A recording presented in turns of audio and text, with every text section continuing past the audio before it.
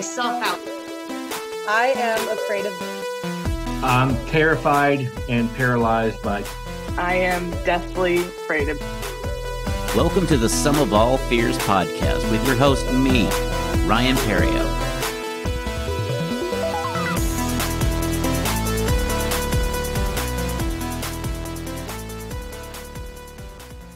Hello, and welcome to the Sum of All Fears podcast. I'm your host, Ryan Perio. This week, I just got home from a weekend at Little Rock featuring for the hilarious Andy Woodhull and working with Ashley Corby out of Nashville, Tennessee.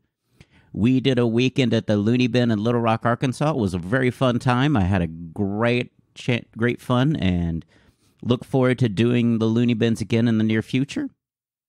But right now, a new episode here with artist. This is a continuation from my live episodes at the Peticolas Brewery during the Hops and Arts Festival. This week it's artist Jesus Delgado, and we talk about his art and how he comes up with how he does his art, as well as being a military man, family, and his fear of being alone. It's a very interesting story of how that fear came to be. So let's get into this interview right now with Jesus Delgado.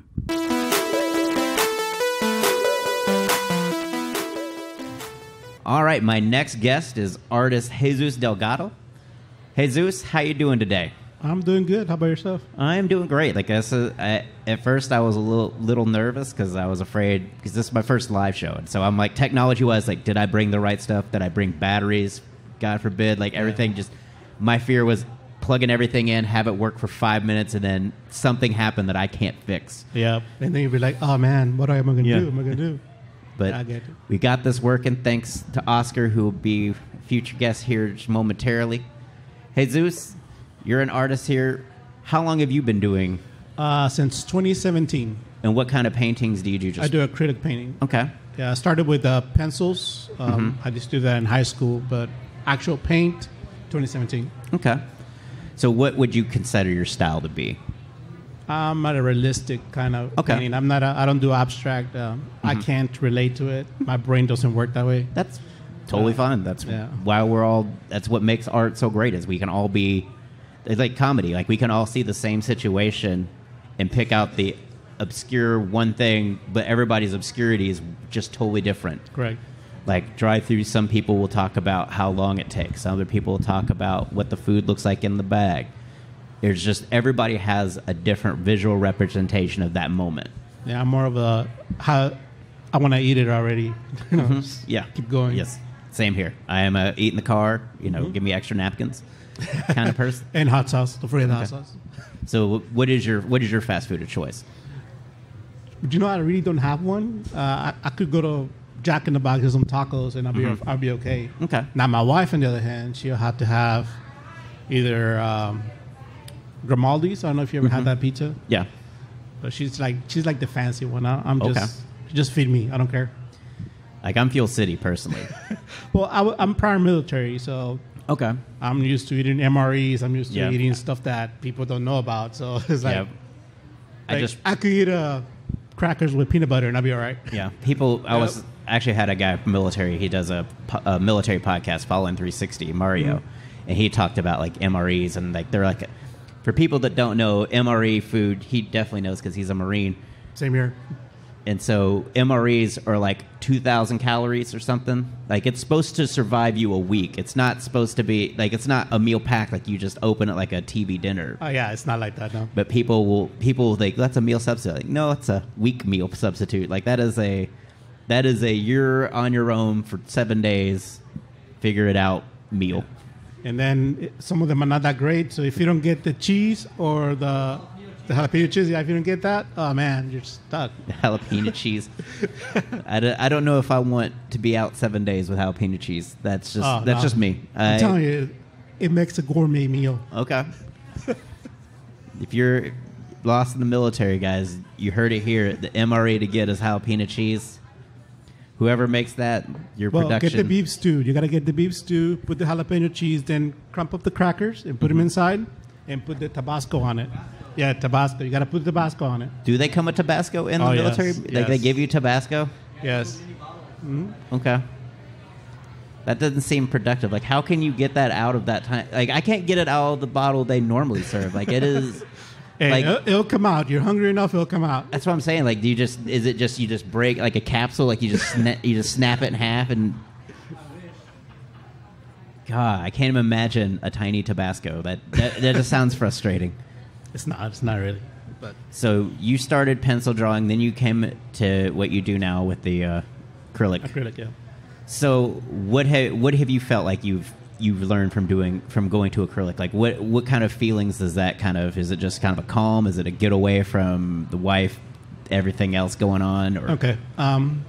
This is some people are gonna hate me because of this, right?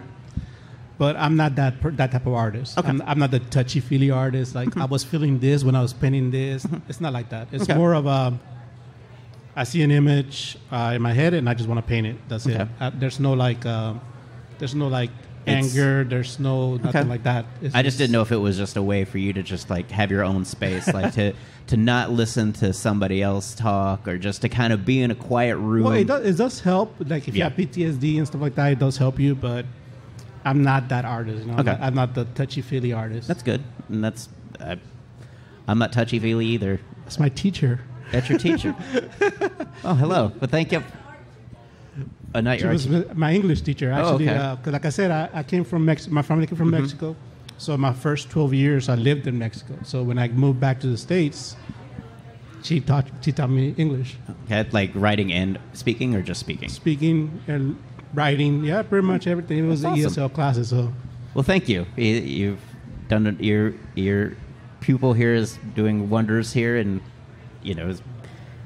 seems happy, and that's all you can ask for as a teacher. I mean, you just want your students to be happy and to be able to use the gifts you give them. And so, yeah.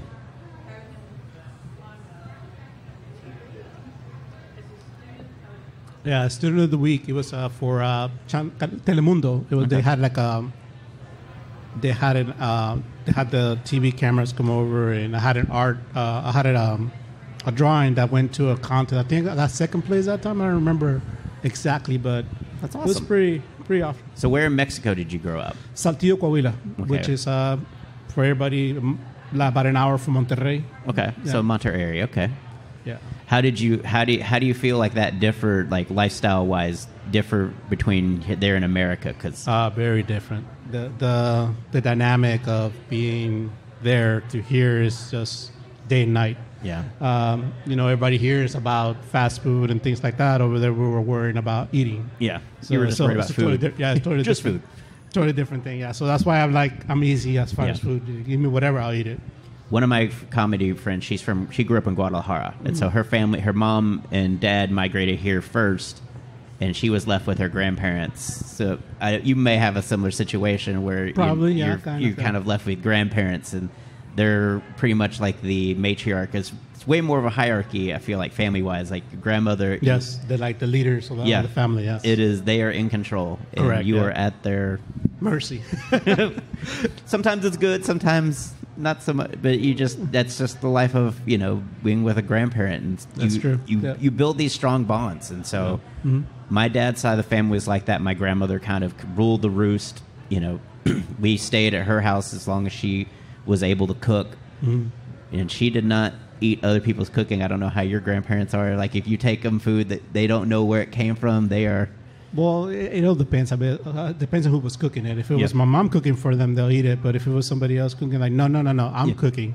You just sit down, I'll cook. They'll point at it and they'll give you a no, like not even to bring it close. Oh no, they'll do the nice thing. Oh, thank you. Here, we'll save it for tomorrow. Here, I made this for you today. So so that's how they do it. Yeah, my grandmother was like that. It was very funny. Like only place she would eat out was black-eyed pea. That's all. Anything else we brought in, Papa Do's. She did not. She was a Cajun woman. She made her own gumbo. If you brought, God forbid, you brought gumbo in the house, she got mad at us for getting her a microwave. Oh wow! Like that was she had a microwave, and we got her a new one because hers was like the dial, like old, and she was just some, like when you're a grandparent, you have your way, and if your children, you see it as an invasion when your children get you something that you don't want or that's newer. Like we fought with her over silverware and everything else because she just wanted her stuff. Yeah.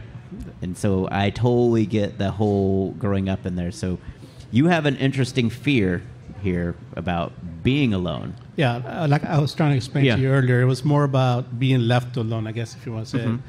Because, like I said, when I was a kid in Mexico, went out with my grandmother to get groceries, and she left me at the store. But she forgot about me. I don't know what happened. I was left for maybe 6-7 hours until I was finally found. But yeah, that was pretty interesting. So and it was your fault. It's always my fault, you know. I have a similar story when I was a little kid because I grew up in Houston, and in the 80s you had malls, and in the malls you had these boutiques. They had these clothes things, but they were in a circle. And as a kid, I would duck under and just sit in the clothing. And so when people would be looking at clothes, they would just see a wayward child just sitting there, you know, just having fun, just hiding out, you know, playing around underneath. And apparently, while I was doing that, my parents went to a different store and then another store. And I'm still 2 stores back. And at one point, I'm just a little kid just playing around. All of a sudden, I see my dad just come through, like the clothes. And I was in so much trouble because I had freaked them out because I had just been gone. Yeah. And so I totally get the wrath of, even though it's innocently, you get left behind because you're a kid. There's a lot of distraction. I can't even imagine grocery shopping in Mexico. Like, that's got to be a lot of talking, a lot of walking. Yeah. Well, no, it's not like a department store that you go to. It's like it's a market. Yeah. It's a market. So the thing with markets in Mexico is that every little corner you're gonna have one that sells little toys, like little luchadores, like they have the little ring and everything. Of course, and I used to be a big fan of lucha libre, which is wrestling in Spanish. So every time there was one, I would stop and I try to play with them, or I try to see if I can get one. But of course, my grandma never bought me anything. She just like looked at me like, "No, let's go." And this time I just stayed at one, and then she just disappeared in the crowd. So, yeah. That's got to be terrifying, too, because that's what I was thinking, too, when you said grocery shopping in Mexico. Is like you're out on the street market, people are walking around, so you're stressed out because you're looking up and there's nobody you recognize. Yeah, and in Mexico you do have 2 people that you're always afraid of, the Cucuy and the La Llorona. So once that happens, you're like, oh, shit. Yeah, actually. I don't know that's if I'm supposed to say that or not, but yeah. That's what happens. That was one of Mario's episodes I listened to before I interviewed with him. He was talking about La Llorona and the Banshee, which is, if you don't, outside of Latin culture, the equivalent is the Banshee, which is, you know, just the crying woman that'll take your children in the night. Yeah, exactly. Yeah. That she's always looking for her children, and so any children that are out past dark, you're in yeah. You're in danger. It was a way to the way to tell you to come in outside from playing, and seems pretty effective. It was, actually. By 7 o'clock, you look into the light. Okay, it's getting dark. Let's go home. So yeah, it's amazing that's how bred it is into you. Like even now. Well, not right now. I love horror movies, which is crazy, but back then it was one of those things like that now you're just like, come on, Dajarona, come on, bring it, yeah. So have you painted like lucha libre in any of your paintings? I have, actually. I did some back for a customer. So, but I sell them. I haven't done anything like that yet. I'm going to eventually, but my style is more of Aztecs or either Day of the Dead. That's what I like to do. That's really cool. I definitely want to do like Mexico City, like a Day of the Dead, because that looks super cool with the parades and everybody wearing like the skeleton. See, another honeymoon idea for you guys over at Candy Artworks to do Day of the Dead. There we go. Just setting them up for a relationship that may or may. They've been inseparable, so they can do it as a vacation, as people, as a +1, whatever situation they want to be in. You're like, I want to go. Well, you're married, so you're. Yep. But have you done like a real Day of the Dead, like in Mexico, or? I haven't done it in Mexico. I've done it here. Okay. When I was little, they used to have it in Saltillo. They'll have on the markets. They'll have that. But here, I do the events they have. That's about it. Yeah. Okay. So you're a horror fan. Yeah, I like horror movies. Yeah. So does that come from being like the Cooey, that, and when I was younger, my uncle, he used to like watching the Freddy Krueger movies. Okay. Which I love Freddy just because of that. Then I started watching Jason and all the other movies. So after that, you just develop a taste for them. Mm-hmm. Like the other ones seem kind of dull, so they're like, no, that's not me. I need to watch something with blood in it. So is it any modern ones, or are you just modern ones? The last one I watched was trying to remember. It was like the Saw movies that I actually got into. After that, is like the other ones were kind of Yeah. I tried to watch the Llorona one. It wasn't that great. Yeah. So, and it didn't scare me. So like, it's not going to be good. So what does scare you? Just is it the blood and guts, or is it the suspense? It's just the idea that it can actually happen. Like, it can't be just it can be one of those ugly movies that's just killing people just for nothing. It has to have like something that might actually happen to you. You know what I mean? Okay. Well, that's awesome. It's cool that you like bring that kind of horror, a little bit, a hint of it to your painting, as well as like you see something, got it. Yeah. Well, actually, my first ever painting was actually Pennywise. Okay. I love the old one, Tim Curry. No, actually the new one. Okay. Because like I said, I just started in 2017. Okay. So that was my first painting ever done. So after that, that's like my tradition now. Every year, on the same day that I did the first one, I'll do one Pennywise. That's cool. So if you go to my Instagram at J Delgado Image, you see it every year on the same day. I'll post a Pennywise. It's a Pennywise day. Yes, sir. Sarah will love that you have a Pennywise day. She is afraid of clowns, so. Oh, okay. I should have brought one. Yeah, she was my episode 30. She's kind of the inspiration for bringing me out here. I appreciate her coming out here to let me do this. This is real fun. But yeah, she is afraid of clowns, and her cousin locked her in and made her watch like killer clown movies.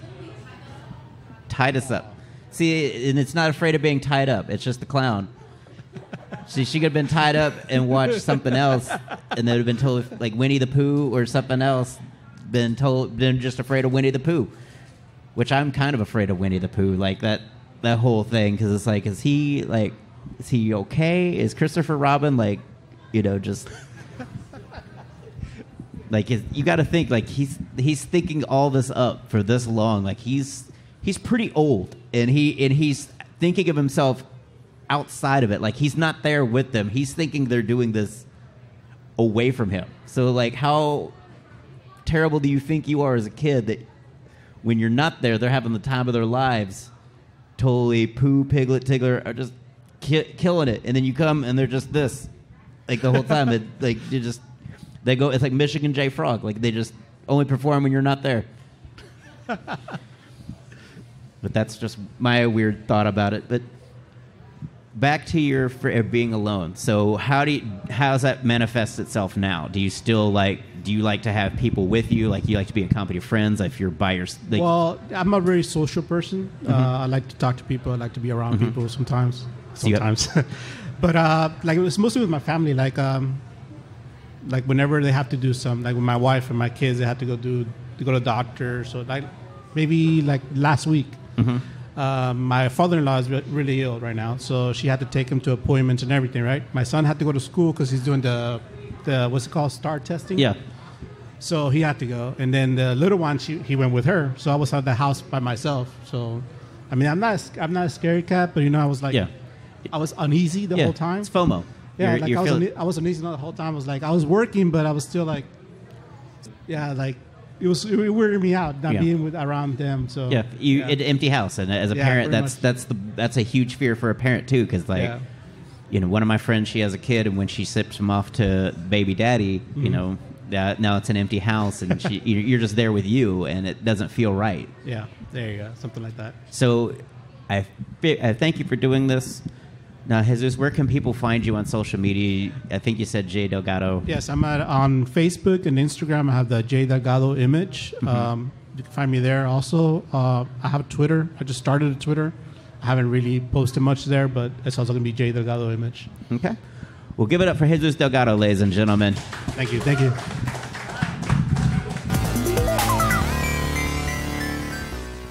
So that was Jesus. What a scary story as far as being a child and left in a marketplace in Mexico because it's outdoors, a lot of chaos, a lot of people just kind of ignoring you, a lot of just panic. I thank you guys for listening. Check out Jesus and his art at J Delgado Image on Instagram and Facebook. He's got some amazing paintings. They're really good. Make sure you check them out. And thanks for listening. I had a great weekend in Little Rock with Andy and Ashley, our MC. We had a lot of fun. We didn't do a lot of sightseeing just because of the heat. And I think a lot of us just kind of took it as a kind of a staycation and just kind of relaxed and unwound from our normal weekly routines. Definitely look forward to going back. I had great sets in Little Rock. Crowds were awesome. I had a lot of support. I appreciate that. As far as the podcast goes, I didn't do any interviews while I was out there. As I came home, I realized I didn't even take a SIM card to do the podcast interviews. But again, like I said, it was more of a staycation for all of us to kind of just kind of relax and be in our own spaces. We still had a lot of fun. We ate at Whole Hog Barbecue, which is a very good barbecue place. So if you're in the Little Rock area, check out Whole Hog. It was very tasty. I had the pulled pork sandwich and a couple of burnt ends, and that was fantastic in itself. I recommend sauces number 3 and number 5 as far as the 6 sauces they had on our tables. But check out Whole Hog Barbecue. Also check out the Looney Bins in Little Rock if you're in that area. Real fun comedy club, amazing crowds. Thanks again for listening to the Sum of All Fears podcast, as we're coming up slowly but steadily on a year of all these podcasts and interviews. So next week I'll have Oscar Nash. I'll see if he has maybe a music track that he wants to add to the podcast episode, and we'll go from there. Thank you guys for listening. If you like what you hear and you haven't left a review already, please leave a review. It helps expand my visibility on the podcasting platforms. If you have any questions or comments for the show, sure, send me an email at somefearfans@gmail.com. Add us on Some Fear Fans on Twitter and Instagram. And we have a Facebook group called The Sum of All Fears. So check it out and join the conversation. We'll start some here fairly shortly. Thanks for listening to the Sum of All Fears podcast.